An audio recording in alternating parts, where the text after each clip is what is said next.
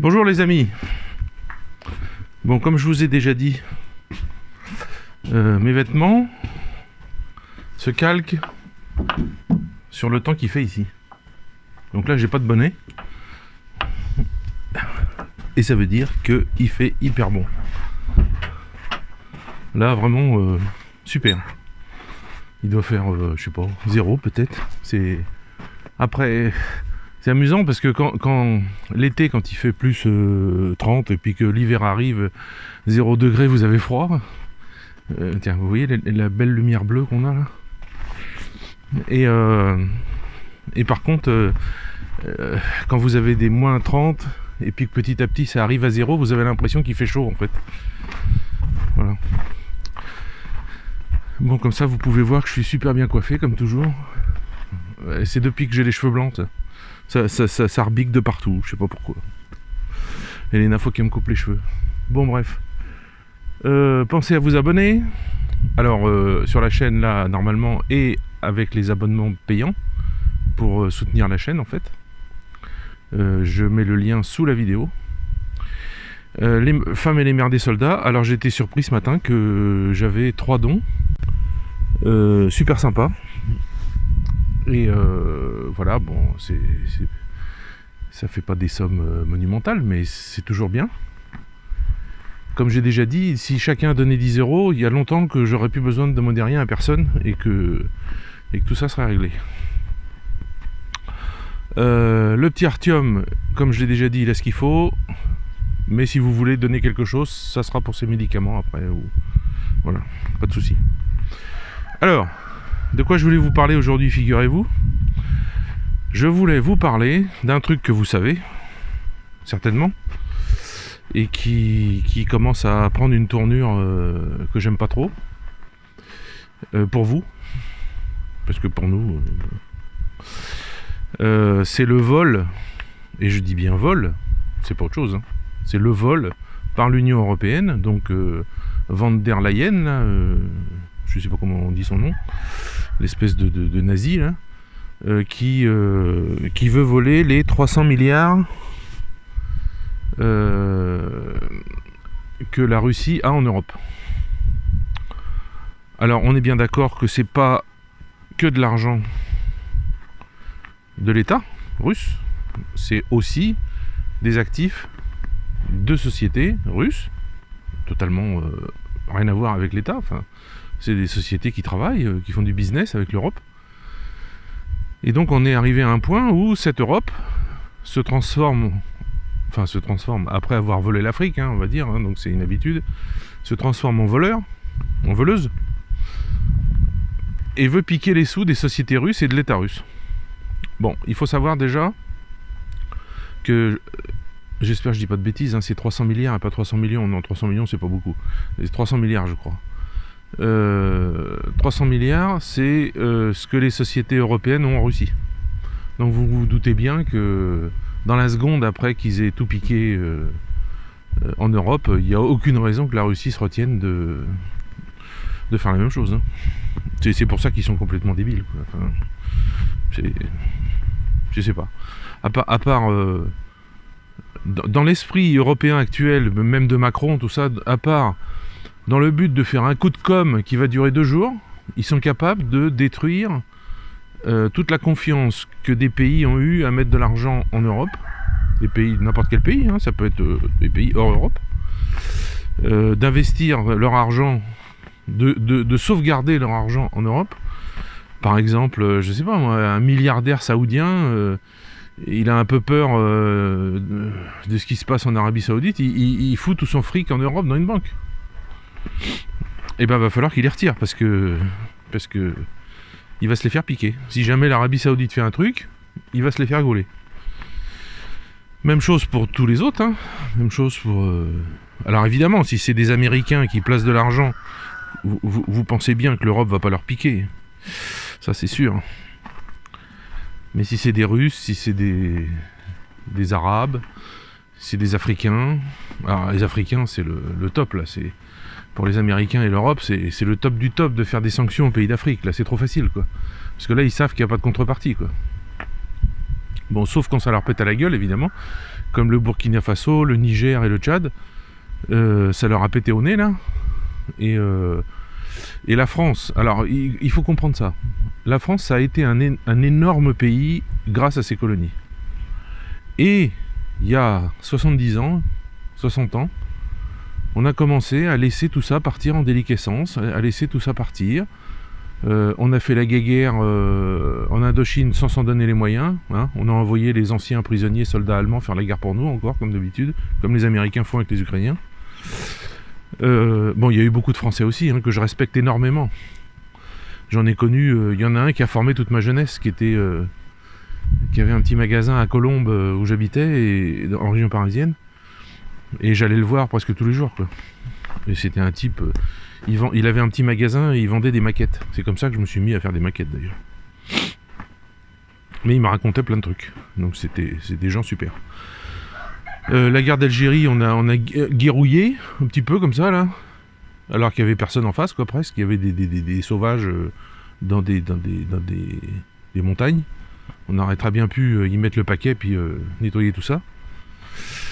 Bon, bref, on a tout laissé tomber. Là, on avait pour l'énergie nucléaire tout ce qu'il fallait au Niger. Eh ben, c'est fini. Parce qu'on est trop con. Enfin, parce que le gouvernement français est trop con. On a tout perdu. Tout perdu. Tout ce qu'on avait, on l'a perdu. Qu'est-ce que c'est la France aujourd'hui? C'est un petit pays qui est pas bien grand, avec aucune valeur ajoutée, qui va vivre du tourisme, des gens qui vont venir voir l'ancienne France, en fait, les vieux villages, les jolies maisons, mais rien avec la nouvelle France, quoi, absolument rien. Il y a une voiture qui passe au loin là-bas, incroyable. Et la France est devenue rien du tout. Alors rien du tout, je m'entends, hein, mais regardez, on est tellement à un point où on gagne plus rien avec rien parce qu'on n'a plus rien, que ils vous assomment d'impôts pour continuer à vivre comme des rois et continuer à, puisqu'ils sont mal vus et ils sont incapables de faire de la diplomatie, et continuer à aller dans des pays et dire à des pays, par exemple africains ou arabes, tenez, voilà un chèque de 300 millions d'euros pour vous aider. Mais vous aider de quoi? C'est nous qui avons besoin, enfin nous, pas moi, mais c'est vous en France qui avez besoin d'être aidés. C'est les agriculteurs qui ont besoin d'être aidés, il y a plein de métiers qui ont besoin d'être aidés. Les femmes qui s'occupent des handicapés, là, qui sont complètement... enfin, ça a peut-être changé, mais je crois pas. Qui sont complètement délaissées, quoi. Enfin, elles ont des petits salaires, elles se ruinent de la santé, c'est dur, c'est un métier psychologiquement dur, physiquement dur, et elles ont rien, quoi. Elles vivent avec le SMIC, quoi. Il y a plein de métiers comme ça. Alors que quand même, merde, nos ancêtres nous ont légué un pays au top, quoi. On avait tout. On avait des colonies. Alors on a été trop cons dans les colonies de faire les malins, alors qu'on aurait dû être les grands frères. On aurait dû être des grands frères pour ces gens-là. On aurait dû être les gens qui leur apportent pas spécialement la civilisation, parce que ça c'est complètement débile, c'est le système américain ça, mais on leur apporte la technologie, et eux, et on les laisse avec leur tradition, et on accepte leur tradition, et on aime leur tradition, et on fait ça comme n'importe quoi. Ils font un musée à Paris sur l'Asie, et ça y est, ils pensent que ils y mettent, je sais pas qui, là, Jacques Lang, ou je sais pas qui, là, ah non, lui c'est l'Institut du monde arabe, je crois, qu'il était directeur. Et ils y mettent des gens pour se faire mousser, quoi. Mais c'est pas ça, quoi. C'est pas ça qu'il fallait faire. Il fallait être ami avec ces gens-là, et pas celui qui met des coups de bâton, quoi, et qui leur pille tout, surtout. Parce que les Africains, ils ont compris, là. Burkina Faso, tout ça, même la langue française, elle est reniée. Tellement on les a fait chier. Tellement on leur a tout piqué, tellement on a été méchant avec eux, tellement on a été mesquin, tellement... voilà, on perd tout. Bon, bref, c'est... Voilà. Donc, tout ça pour dire que la hyène, là, elle est en train d'essayer de gauler les 300 milliards. Alors, bon, on n'est pas stupide. On n'est pas stupide, madame la hyène. Sur 300 milliards, on sait très bien qu'il y a au moins 100 milliards qui vont partir dans les poches à gauche à droite de ci et de ça. De vous, des autres, de machin, des copains. On n'est pas débiles. Hein. Il y a 200 milliards pour faire bien qui vont montrer aux gens que on a 200 milliards, mais il y a 100 milliards qui vont dans vos poches. Ne vous foutez pas de notre gueule. Enfin bon, bref. Je dis toujours ça. Enfin bon, bref. Voilà. Donc, petit moment de silence du matin.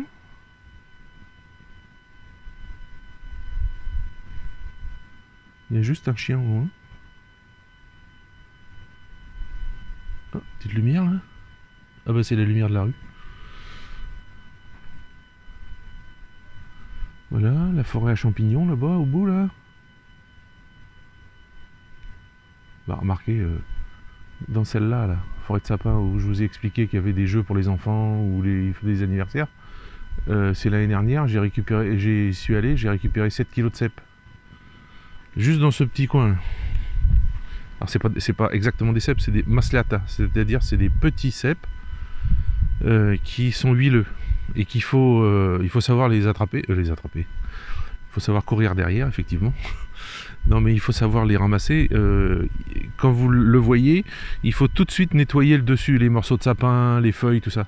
Il faut tout de suite les enlever. Parce que si vous le faites pas, vous les cueillez, il suinte une espèce d'huile qu'il a déjà dessus, mais il en suinte plus. Et quand vous avez votre seau à la maison, c'est plein de glu quoi.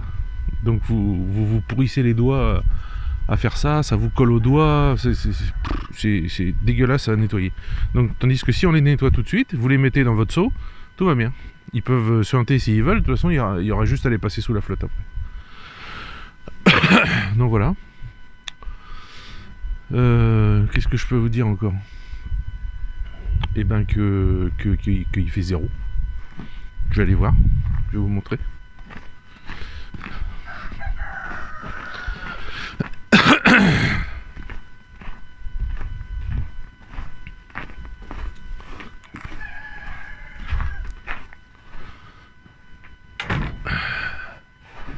Donc vous vous rendez peut-être pas compte, mais hier c'est bien tombé.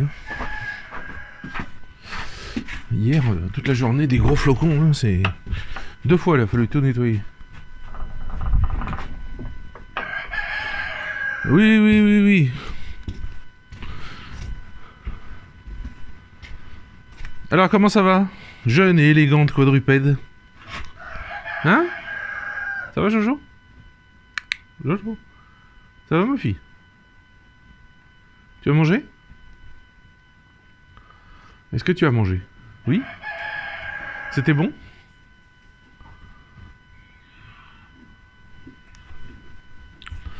Alors combien on a? On a -1. Hop. Seconde quadrupède. Qui veut des caresses? Oui ma fille. Oui c'est ma fille ça.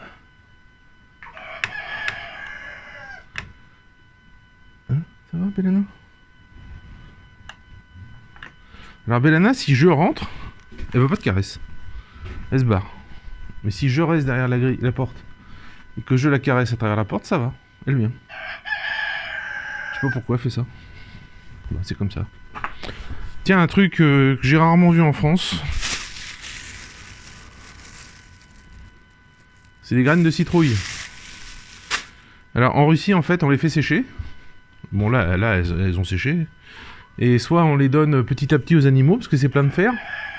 Soit on les mange une par une, on les met dans la bouche, on pète la carcasse, enfin la cosse, on crache ça et puis la graine qui est dedans on la mange. Voilà. On fait ça avec les graines de tournesol. Ça c'est en Russie c'est l'équivalent du Hollywood chewing gum en France. Des Malabar ou je sais pas ce que vous mangez maintenant en France. J'ai vu ça l'autre jour, c'est des espèces des yeux gluants, je sais pas quoi, c'est des bonbons. N'importe quoi. Ah! Mais je vois qu'il y a du monde ici. Hein? Regardez-moi ça. Le petit museau qui sort de la neige là. Dina. Alors. Dina. Oh, toute fière avec sa queue. Dina. Mokhtar. Oh bah, ils sont partis. Vous les voyez plus là. Si, vous les voyez là-bas? Les deux schtroumpfettes là. Enfin, Mokhtar, c'est pas une schtroumpfette. C'est un schtroumpf. Bon, bref. Oui, alors donc les siemichki là, c'est les graines de tournesol. Voilà. Putain, c'est super. Là, c'est bien parce que quand l'hiver arrive, on est heureux, mais quand on sent que le printemps va arriver, parce que là, on le sent pas encore, mais on sent que les températures descendent, ça fait du bien aussi. Parce que c'est vrai que quand il fait moins 30, moins 40, vous restez à la maison. Je vais donner à manger aux animaux et puis je rentre vite fait à mes pénates. Hein. Bon voilà, donc vous voyez, le tracteur est passé ce matin. Je sais pas, blanc sur blanc, vous allez voir quelque chose.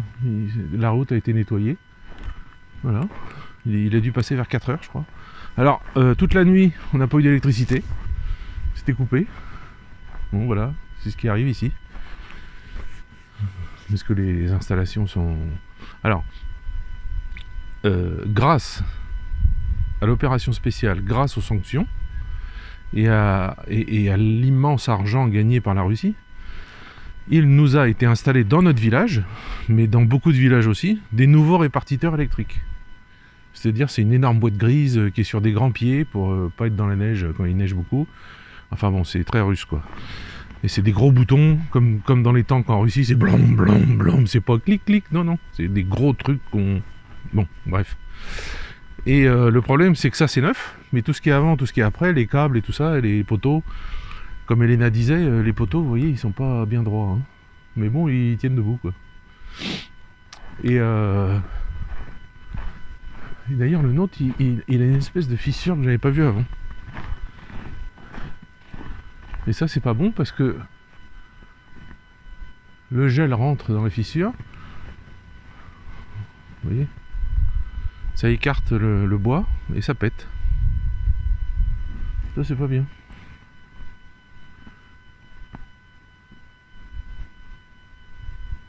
Alors, on a le... Est-ce que vous allez voir là? Là-haut, il y a un petit boîtier blanc. Je sais pas si vous le voyez. C'est l'équivalent du NJ en France. Mais bon, ça n'a rien à voir. Ils peuvent pas contrôler à distance votre consommation, ils peuvent pas contrôler à distance de vous couper ici ou ça ou tout ça. C'est juste que j'ai pas un compteur à la maison, mais j'ai une télécommande, je me mets à la fenêtre, clic, clic, et je vois ma consommation que je leur donne par internet. Et voilà. Et je dois payer. Et là, pour le mois de janvier, j'ai payé 5,56 € pour le mois. Et tout est resté allumé tout le temps. Pour les animaux dans la journée, etc. La lumière elle est allumée. Bon, c'est des lampes économiques, mais quand même. 5,56 € d'électricité. C'est pas cool ça? Et le gaz, j'ai payé plus cher, j'ai payé 30 €, je crois. Trentaine d'euros. Donc voilà, vous voyez? Quand on vit dans un pays où il y a des choses qui sont faites pour les gens et pas contre les gens. Parce que figurez-vous que loi mise en place par le président russe il y a une quinzaine d'années, je crois, dans tout ce qui n'est pas ville, c'est-à-dire les villages, la campagne, les villages, du fait que ce soit beaucoup de personnes âgées, beaucoup de gens avec des petites retraites, et puis qu'il y a des coupures aussi, hein, ça en fait partie, et ben 30% de moins sur le prix de l'électricité. Donc c'est pour ça que j'ai toujours conseillé aux gens qui me l'ont demandé, s'ils viennent en Russie pour créer une boîte, s'ils veulent produire quelque chose, et ben ils installent leur usine à la campagne, ils achètent un camion, et après ils vont livrer. Et ils s'ouvrent un tout petit magasin, juste un magasin, quoi, sans réserve, sans rien, pas une petite réserve, mais dans la ville, et ils font ça. Voilà, bon bah écoutez, voilà pour aujourd'hui. Je sais pas quelle heure il doit être 7 h, donc pour vous il doit être 5 h. Donc je vous laisse, avec bébé Lana. Hein? Bébé Lana. Ah, mon fille. Oh, tu es belle. Mais oui, tu es belle. Tu fais un bisou? Ouais. Allez, à plus. Je vais aller vous mettre ça en ligne pour que vous me voyiez avec ma belle coupe de cheveux pour le petit déjeuner. Salut.